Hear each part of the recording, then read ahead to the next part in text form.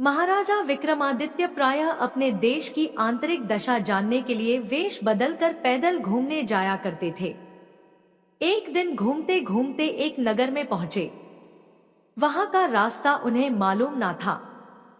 राजा रास्ता पूछने के लिए किसी व्यक्ति की तलाश में आगे बढ़े। आगे उन्हें एक हवलदार सरकारी वर्दी पहने हुए दिखा। राजा ने उसके पास जाकर पूछा, महाशय, अमुक स्थान जाने का रास्ता क्या है, कृपया बताइए। हवलदार में अकड़ कर कहा, मूर्ख, तू देखता नहीं, मैं हाकिम हूँ, मेरा काम रास्ता बताना नहीं है, चल हट, किसी दूसरे से पूछ। राजा ने नम्रता से पूछा, महोदय, यदि सरकारी आदमी भी किसी यात्री को रास्ता बता दे तो कोई हर्ज तो नहीं है।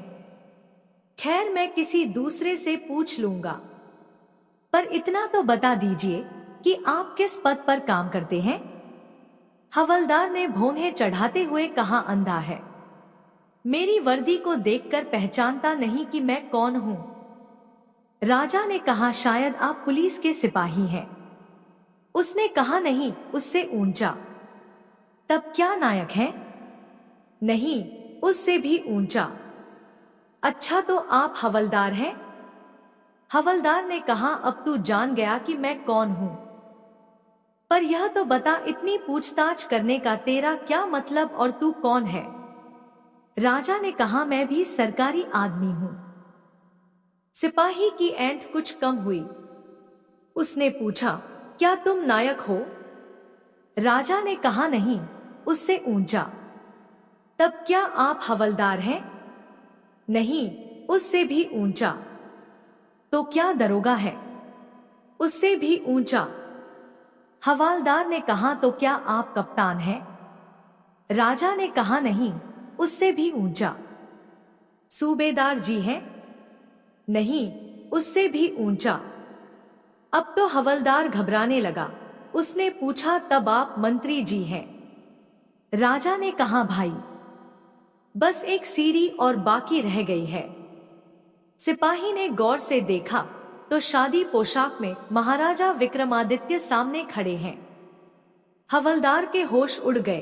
वह गिड़गिड़ाता हुआ राजा के पांव पर गिर पड़ा और बड़ी दीनता से अपने अपराध की माफी मांगने लगा।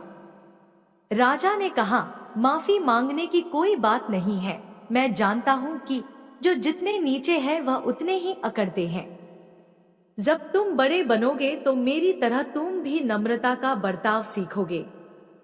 जो जितना ही ऊंचा है वह उतना ही सहनशील एवं नम्र होता है, और जो जितना नीच एवं ओछा होता है वह उतना ही ऐंठा रहता है।